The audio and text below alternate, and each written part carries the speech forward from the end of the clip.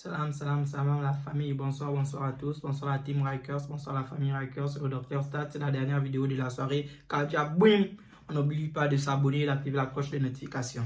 Ok les gars, Real de Madrid-Valence, Real de Madrid-Valence, voici un autre match de malade. Les gars, voici un autre match de malade, c'est vrai. Le Real de Madrid qui s'impose 2-1. Face à cette valeureuse équipe de Valence. Ah oui, cette équipe de Valence a donné de surf à Carlo Ancelotti. Ok, sans plus tarder, je vais vous débriefer le match et ça va aller très vite. Ça va aller très vite, au 3 en 6 minutes. Je vais vous débriefer le match parce qu'il n'y avait pas grand chose à dire. Ce n'est que des choses qui ont été frappantes, mais malheureusement vers la fin du match. Malheureusement vers la fin du match, les gars. Ok. Bon, sans plus tarder, que dire d'abord de cette équipe de Valence? Valence est une équipe très joueuse. C'est une équipe très joueuse. Notamment avec des joueurs comme Parreiro, Gonzalo Guedes, Gomez et le reste. Ils en suivent, on en suit. Valence a des joueurs vraiment... Valence, en fait, c'est une petite équipe, mais avec des très bons joueurs. Oui, les gars, je pèse mes mots.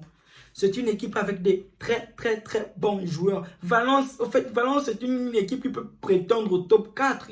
Valence peut prétendre au podium en Espagne. Avec ceux qu'ils ont présenté ce soir, Valence peut prétendre au podium en Espagne.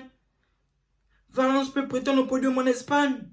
Valence joue très bien le football. Valence, c'est une équipe qui a sa philosophie de jeu. Et peu importe les circonstances dans lesquelles elle se trouve, elle reste fidèle à sa philosophie de jeu. Elle me fait un peu penser à Pep Guardiola et sa philosophie de jeu. Guardiola, il sait que sa philosophie de jeu, c'est garder les balles. C'est garder les balles, peu importe l'adversité. C'est un peu comme Valence. Valence a sa philosophie de jeu. Quand ils sont plus forts qu'eux, ils jouent en phase de transition. Ils jouent en phase de transition. Ils essaient de prendre, au fait, leurs adversaires par la vitesse. Par la vitesse. Et ils ont un gars spécialiste de la vitesse. Gonzalo Guedes. Gonzalo Guedes. Et il a fait son match. Et il a fait son match, même s'il n'a pas scoré. Gonzalo Guedes a fait son match. Donc Valence a fait un très bon match. Ils sont venus avec un jeu qu'ils avaient, en fait, un jeu qu'ils ont opéré, un jeu qu'ils ont, comment dirais-je, qu'ils ont donné vie à l'entraînement. Et c'est ce jeu-là qui a mis en difficulté cette équipe du Real de Madrid. Notamment que Carlo Ancelotti a dû faire des manipulations pour trouver une solution parce qu'ils étaient pris dans une toile d'araignée. Ils étaient pris dans une toile d'araignée.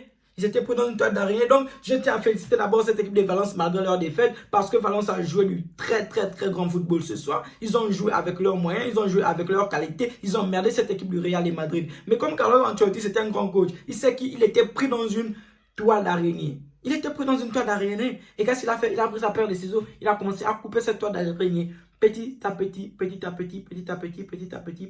les gars, l'oiseau fait son nid. Petit à petit, l'oiseau fait son nid. Carlo Ancelotti, c'est un grand pourquoi. Parce que si c'était un petit, il aurait fait sortir Vinicius. Si c'était un petit coach, il aurait fait sortir Vinicius en se disant que bon, Vinicius a joué plus de 60 minutes, il est gazé, allez, il sort, on fait entrer Rodrigo à sa place. Mais Carlo Ancelotti a compris un truc, c'est que Vinicius a changé de dimension. Vinicius n'est plus le même gars, les gars. Vinicius n'est plus le petit tocard qui nous ratait les buts n'importe comment la saison dernière. Vinicius, cette saison, c'est 5 buts. Je crois que c'est au fait qu'il fait le début de saison de sa vie, de sa carrière en fait. Vinicius fait le début de saison de sa carrière. Carlo Ancelotti a compris ça, il sait que Vinicius, au fait, il a des éclairs de génie qu'il fait là, vraiment.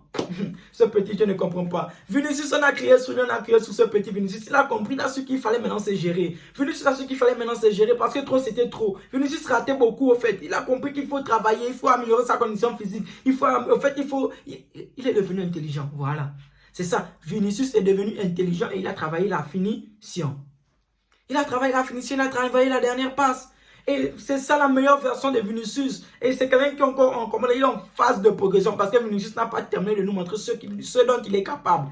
Vinicius n'a pas terminé de nous montrer ce dont il est capable. Vous voyez le match du petit aujourd'hui?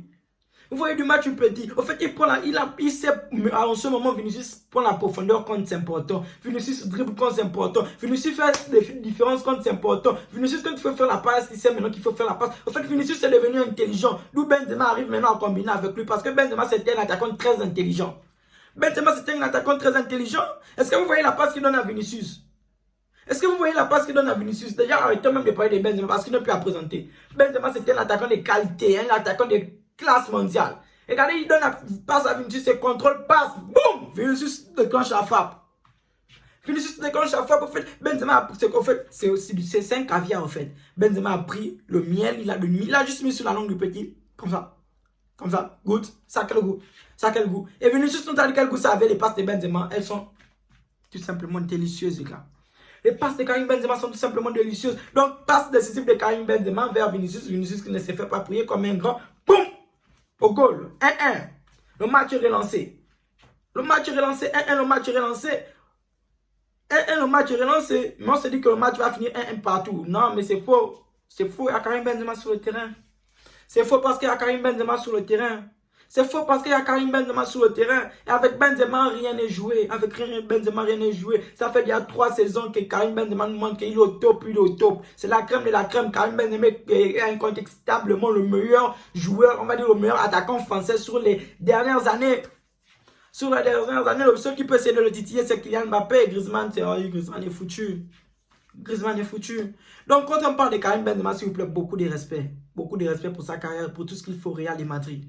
Donc, avec l'entrée de Camavinga, c'est quand même quand il est rentré, il a porté au milieu de terrain avec beaucoup de sa fougue, la fougue de la jeunesse. Il a porté, il a fait des foot intelligentes. En fait, il a fait du Camavinga de tout simplement des reines.